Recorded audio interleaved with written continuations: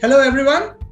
We've taken a bit of a hiatus here at the Road Less Taken from Nexus Consulting, but we are back. And we are back with a wonderful episode with a very, very inspirational personality.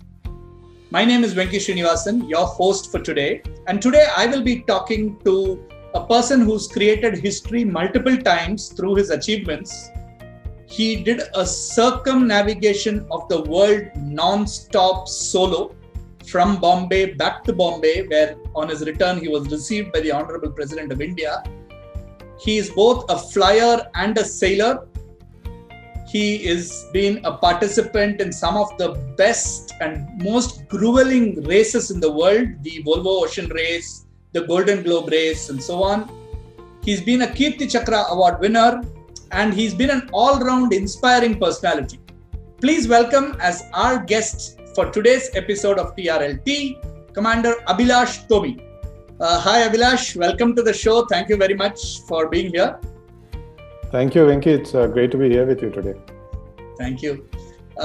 So I want to begin by asking you about your childhood memories. Where did you grow up? And when you were growing up, was there always a strong attraction to towards this career in the defense, in the armed forces?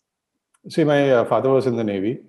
So obviously, every day I used to see him wearing that white uniform and going to office and getting all respect and salutes and all that. I grew up in Bombay and Cochin. Okay. 4 years in Bombay, 4 years in Cochin, 4 years in Bombay, 4 years in Cochin. So I spent 16 years between these two towns. Okay. Because of my dad's, job and all that. Right. And we always had a place next to the sea. So in that sense, yes, childhood did influence a lot in me joining the Navy. When did you start sailing? What's your first memory of being out on sea? That was, I think, when I was in 12th standard. Okay. I took I convinced my friend that we should go sailing, and he's convinced me that he knew sailing. So we both got on an enterprise and we sailed out. Okay. And neither of you had any idea about sailing? Well, I trusted him. I didn't know sailing, this was my first time. Okay. And this guy who was 1 year younger to me convinced me that he knew how to helm a boat. Okay. And we were sailing, and one thing I remember is, I looked forward, I looked back, and he was not there on the boat. What? Okay. Yeah, he fell overboard. All right. So anyway, we safely came back. The second time I thought, the next day I thought, now I know sailing. And I rigged a laser and took that boat out. And the boat had an accidental jibe. The boom swung across over my head. Oh, wow. And left a huge gash. Oh, wow. Okay. And, I touched my head and there was a lot of blood. Oh. And I didn't want to tell my mother that I had this problem. So I borrowed somebody's cycle, went to the naval hospital myself. Wow. And, asked the doctor to stitch me up. Stitch you I came. Yeah. Yeah. So these are my first memories of sailing. Wonderful. Wonderful. And when you, so you actually took the call very early on in life in terms of saying this is where life is going to take you. You will be joining the Navy and so on. And when you started off, when you entered, was it all that you expected it to be? You had seen it from the outside, obviously, with your dad and the rest of the community. But how was the personal experience when you just got it? Yes, I really wanted to be in the Navy. I wanted to fly. I wanted to sail. And the only place where this is possible is in the Navy. So I joined the Navy, and I knew that training would be very difficult. It was difficult, so no surprises there. I didn't realize it would be illogical as well. Okay. Which was, something unreasonable and illogical didn't really fit into my senses. So I had to deal with that. Okay. And one thing I thought for sure would be that there won't be any studies. I thought, the military is all about running and push-ups and this and that. Right. But trust me, the academics was really tough. Okay. Especially because we had to spend so much time, dealing with the physical aspect of training. So wake up in the morning at 6 and 6:30, you're doing your drill, and then you got your PT, and then, some hour breakfast, and then you have to stay awake for those 4 hours, 5 hours of academic classes. And then afternoon, again, you got more games and PT or drill or whatever. So it was tough managing the two. There were surprises. I won't say it was without surprise. And another thing is that you always, when you look at a naval officer, you see the end product. You see a pilot, you see somebody who's flying the plane. You see a sailor, you see somebody, on a ship who's able to sail the ship. Right. What we don't see is a process that they've undergone. Right. So you think, I want to be a pilot, and you just have to say yes, and tomorrow you're flying a plane. That's not how it is. Right. There are a lot of, exams that we had to give psychiatric tests, written exams, and written exams, your scores have to be 98%. So you miss one or two full stops, you fail. These written exams are about that particular discipline itself. Yes, like, in aviation, you need to score 98% in the emergencies and procedures. Okay. And 90% in the tech gen of the aircraft. So if you miss a word or two, that's like, you don't make it to 98%, you have to appear for the exam again. Wow. And you're given two chances, third time they just chuck you out. So there's a lot of training involved, even in a discipline called ROR, Rules of the Road. You really have to know every rule by heart. Like every word in sequence has to be by hearted, and you need to understand the implications. So 98% again is 90% or something is what you need to score. Wow. So it's grueling. There's a lot of tests. There's a lot of practical and stuff like that till you actually reach a level of comfort where you can handle the aircraft or a ship by yourself. So interestingly, that brings me to my next question. So you are both a sailor and a flyer. So you like to be in the air as well as out on the sea. How did these twin loves come together? And is that very common in that sense of people doing both of these kind of in sync? I know quite a few people who sail and fly. Okay. There's this very famous British sailor called Francis Chichester. He flew an aircraft from UK to New Zealand. Wow, okay. And he sailed around the world alone. Okay. There is a pilot sailor called Steve Fawcett. He's no more. Yes.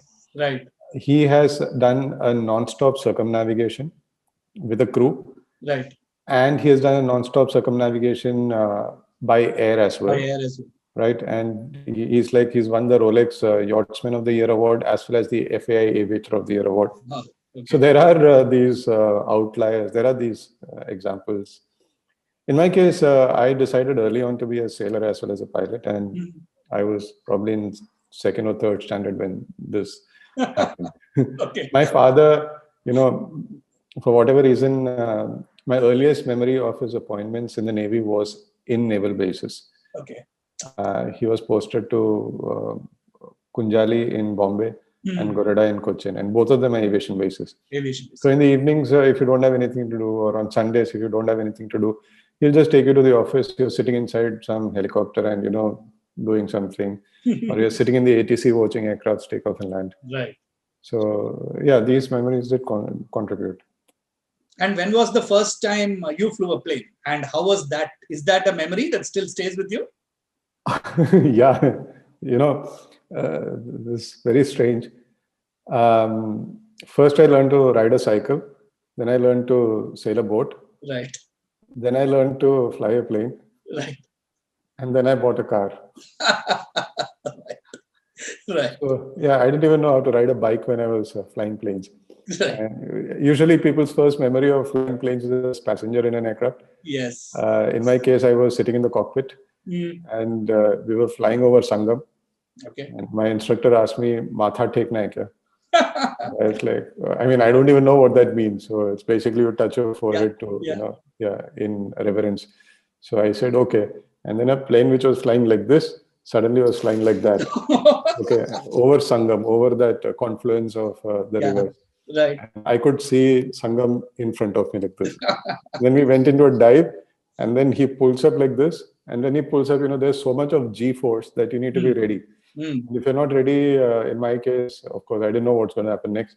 So my head went a bit like this, and then the weight of the head was so much that it went like that. I couldn't pick it back till the entire maneuver was over. Wow. The maneuver got over, and I slowly pulled my head back in place.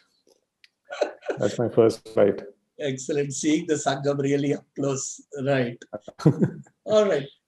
Now, let's go to, the one of the two big action events in your life, the solo circumnavigation that you did.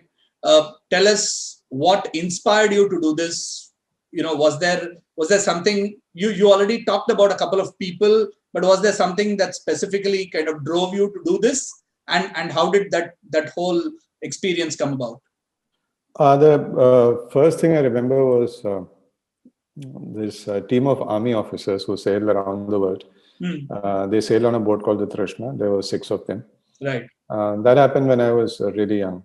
And, that kind of introduced me to the idea that you can sail around the world in sailing boats. When I was 19 or 20 and I was in the Naval Academy, I laid my hands on a magazine, sailing magazine, in which they covered a round the world race.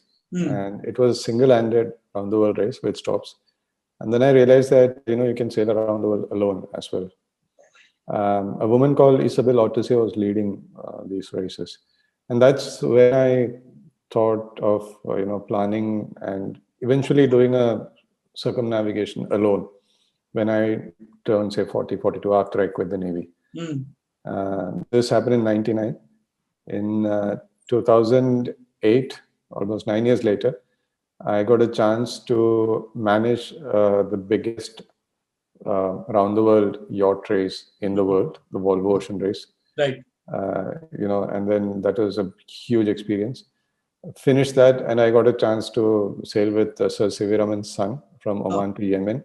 Okay. I finished that, and 2009, so 10 years from me reading that magazine, the Navy asked me if I could support a naval officer who was going around the world alone. Okay. So I said yes, and I became Captain Donde's shore support. And I was sailing around the world. I would fly to meet him in places, prepare the boat so that he could, do the next voyage and all that. Okay. And this voyage was... You would not be sailing with him, right? You would be there in advance of his port call and correct. Help him. Okay. Exactly. So I was with him in Goa for 6 months preparing the boat. We did training voyages to Colombo and Mauritius. Okay. But the actual voyage was sailed by him alone. Okay. Now, with the Navy seeing that his voyage was becoming a success, they asked me if I wanted to do a non-stop. They were obviously thinking of raising the bar higher. And they could have asked anybody. But I think I had a lot of experience behind me. And if somebody else had to be plucked fresh, and if he had to be trained, it would take them so much longer. Right. So they asked me directly, and this is something that I'd been planning since '99. So before the question was asked, I said yes. Right. Yeah, and I started preparing for it. So that's how it happened. How long did the preparation take? First you need to know sailing. That's very important. I'd been sailing since '97 when I joined the Naval Academy on small boats. Then you need to know a lot of boat management, which I really understood with the Volvo Ocean Race. Right. And Captain Donde's voyage. Then you need to know the boat intimately, which I learned while I was supporting Captain Donde. Okay, all systems, all the repair and everything about the boat. Right. And then I needed experience on this particular boat, for which I sailed from India to Brazil and back. Okay, that was just just to gain comfort level with the boat. Yes. So it was like 4 started, Captain Donde, me and 2 more guys, and we sailed all the way up to Brazil. At Brazil, 2 guys got off, me and another guy. We did a short-handed crossing of the Atlantic. Okay. Reached Cape Town, and from Cape Town, I sailed back alone. Wow, okay. And after that, I lived on this boat for almost 1 year alone by myself. And, really got to understand this boat very intimately. And so just describe what actually happens in your actual voyage when you did it. Circumnavigation is called a circumnavigation if it meets certain requirements. These requirements are you need to start your voyage and finish it in the same place. Okay. You need to do a distance of at least 40,000 kilometers, which is the length of the equator. Okay. You cannot take any of the canals. So the Suez and Panama are, out of question. Right. You have to sail south of the three great capes: Cape Leuven in Australia, Cape Horn in South America, and Cape of Good Hope in South Africa. Okay. You have to cross all the longitudes in the same direction. Mm-hmm. You cannot take any help once you start your voyage. So the moment you cross your designated, start point, till the time you cross it again, you cannot take any physical help. As in, you can't borrow pencils, medicines, you run out of water, or whatever. You cannot take any help. So these are the conditions, and you need to cross the equator twice. So that rule is for people who start from the southern hemisphere. So if you start from the southern hemisphere, you come across the equator, and then continue with your voyage. So these you need to meet all these requirements to call it a circumnavigation. So that's what my voyage was about. I started from Bombay, headed south along the coast of India, then coast of Sri Lanka, crossed the equator, headed towards Australia, rounded Australia, sailed along the Great Australian Bight, then crossed New Zealand, then the International Dateline, then the South Pacific, rounded Cape Horn, South Atlantic, then Cape of Good Hope, and then back home. Wow, amazing! And this is non-stop. There is no. You don't stop at any ports. Nothing. Yes. So again, circumnavigation can be single-handed or with crew. Can be with stops or without stops. Mine was single-handed, which means that I was alone, and it was without stops. So you start from Bombay, you finish in Bombay. You cannot stop anywhere. You cannot take anybody's help at all. If somebody holds your rope, that's help. So it's all the food, all the water, all the medicines, everything, had to be on board when you started. Yes, it's not just about all these things being on board. You also need to know how to use them. So any damage that happens to the boat, you need to repair it yourself. Right. And when you talk about a boat, you are talking about engineering, because you got an engine, you got a generator to produce electricity. You're talking about electronics, because you got all the satellite communication devices, autopilot computers. You got VHF sets, all these communication devices, laptop. A whole lot of electronics are there. You're talking about, say, a little bit of material engineering, because you need to know how to repair fiberglass, carpentry work, repair, aluminum, plumbing work, for water, for diesel, and stuff like that. You're talking about oceanography. You need to know the ocean in various parts of the world. Yeah. Yes, you're talking about meteorology, very intimate knowledge of world weather. How to predict weather, how to understand weather and all. You're talking about medicine, how to keep yourself in good health, and if something goes wrong, how to look after yourself. You're talking about diet. You're talking about navigation, global communication, search and rescue. You need to be an expert in all these things to even think of starting a voyage. You even need to be a tailor to stitch your sails if they tear. Right. Wow. And so to close this part out, what was the one most thrilling moment in this whole circumnavigation that you will stay with you? There were many. I had tons of problems and tons of good moments. Okay. One thing I really remember is crossing the International Dateline. It was a huge storm. But it was the 31st of December 2012. Wow. Yeah. And, I was so close to the International Dateline that I was probably the first Indian to welcome 2013. Wow. I crossed the dateline at 6 in the morning on the 1st of 2013. Because of which I had to shift my clock backwards. I went back into 2012. But I was on the other side of the dateline. So right. I became the last Indian to bid farewell to 2012. Yeah. And then I again went back into the 1st of January 2013. Fantastic. Amazing. And of course, you received a great response when you got back home. And, I'm sure it was a now with that having been done, how did you, what was the next challenge in front of you? Like, did you think, this is done? I mean, this is the this is probably the pinnacle of what I could have achieved. What was the next challenge? It was a big achievement, I think, but not a pinnacle. It was definitely a good start. Okay. I had two options. I could fly around the world alone and become the only human to be the first, only human to have flown and sailed around the world alone. I did put a lot of effort into it, had a sponsor and all, but due to a lot of bureaucracy, I couldn't progress with it. Okay. And that's when this race called the Golden Globe race was announced. Right. This race is a celebration of the first Golden Globe race of 1968, where 9 men attempted to race around the world to figure out who would be the first person to do a single-handed non-stop circumnavigation of the Earth.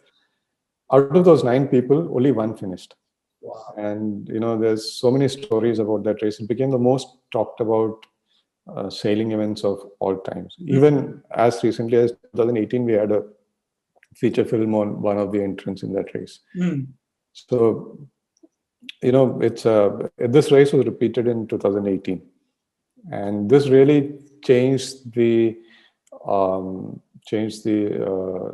paradigm of racing. Right.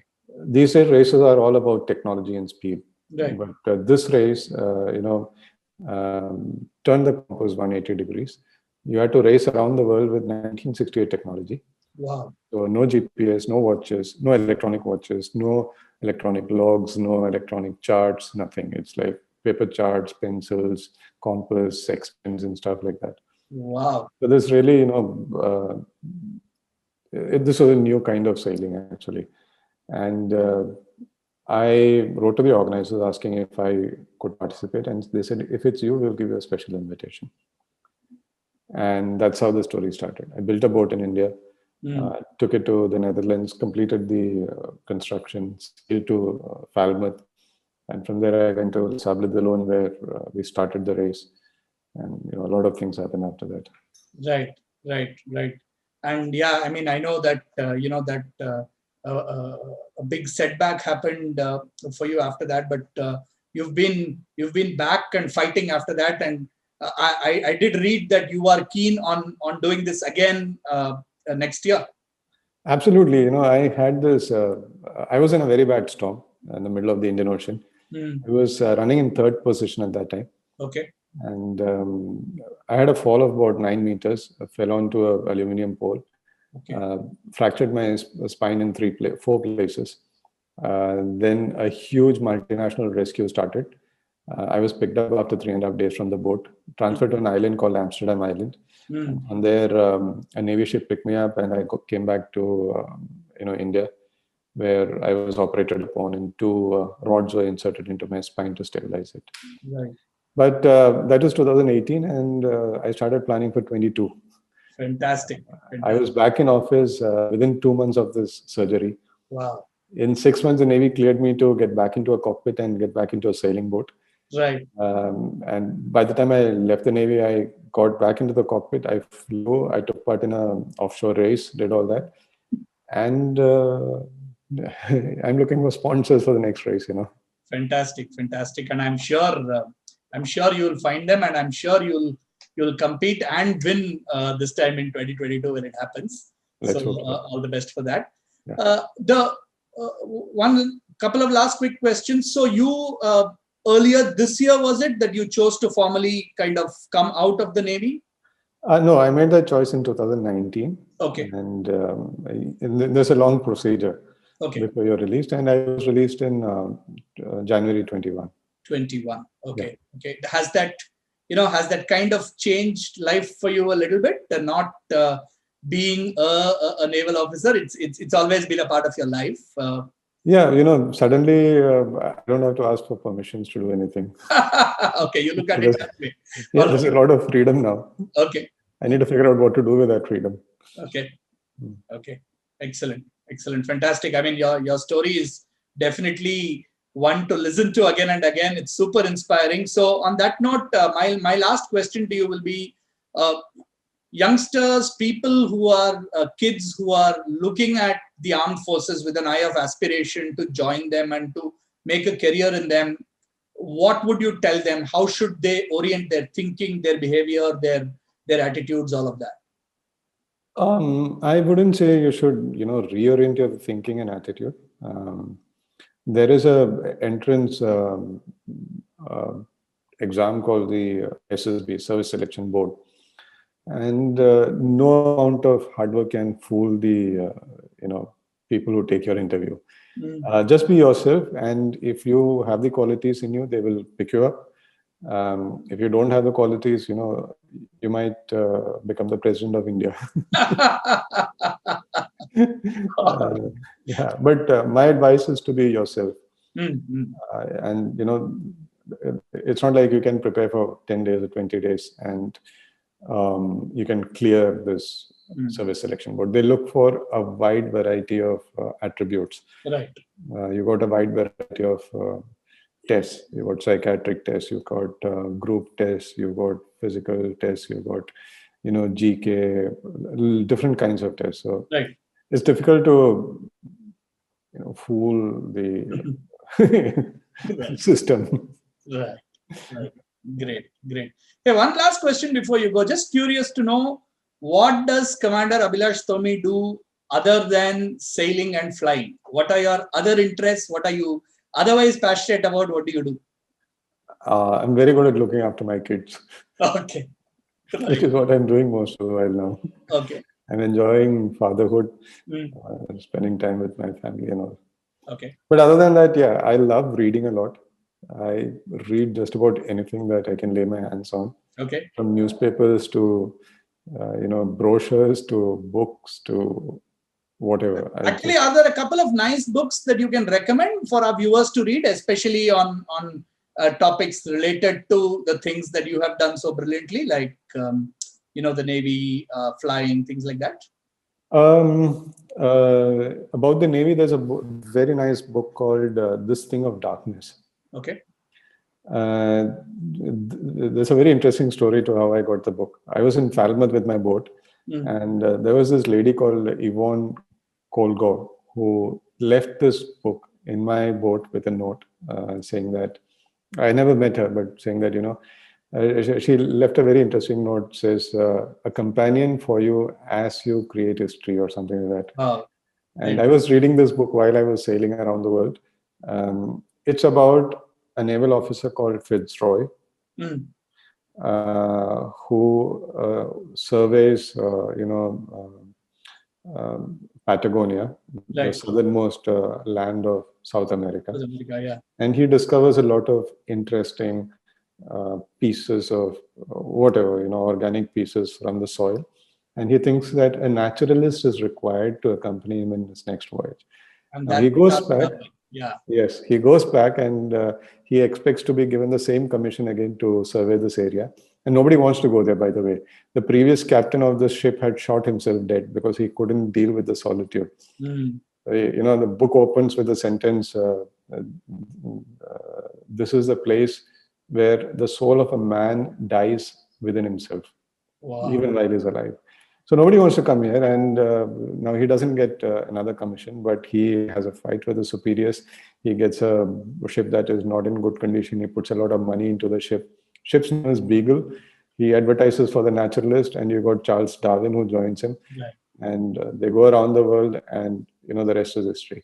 Fantastic. But along the way, a lot of things happen, which kind of demonstrate what a naval officer should be, how he should be independent, and how he should uphold, the charter that he's been given, etc. So he doesn't shy away from picking up a fight, making peace. He does everything. In fact, he was the only human after whom a sea was named. There was the Fitzroy, a sea area called Fitzroy, which was named. He comes back to England after all his, sailing. He becomes the governor of New Zealand. He also installs a Met observation system around England. Right. He's known as the father of meteorology. Right. So, he never stops. And I think a naval officer should be like that. That's essential reading for a naval officer. Fantastic. Great. Thank you so very much. It was wonderful talking to you. And once again, all the very best for the Golden Globe race next year. And hope to keep seeing monumental achievements from you. Hope to keep reading more books that you write yourself. Already there are a couple out there. So, all the very best and thank you so much. Thank you. So that, folks, was Abhilash Tomi talking about his experiences, his wonderful moments as he created history for India multiple times, what he thinks it means to be a naval officer. I hope you watched right till the end where he recommended a wonderful book for everyone to read on Captain Fitzroy. If this episode inspired you, you liked it, it set you thinking, please do like, share and subscribe. All episodes, both in full as well as smaller highlights capsules, are available on the Nexus Consulting YouTube channel, as well as all our social media pages on Instagram, Facebook and Twitter. Please do show your support. Please do recommend people whom you think can be guests on TRLT. We are always open to your suggestions and recommendations. But most importantly, the second wave is raging upon us. So please make sure you stay home as much as you can, stay safe, follow all the COVID protocols, sanitize, wear a mask, wash your hands, stay healthy, and we will see you again soon on another episode of TRLT. This is Venki saying take care and bye-bye.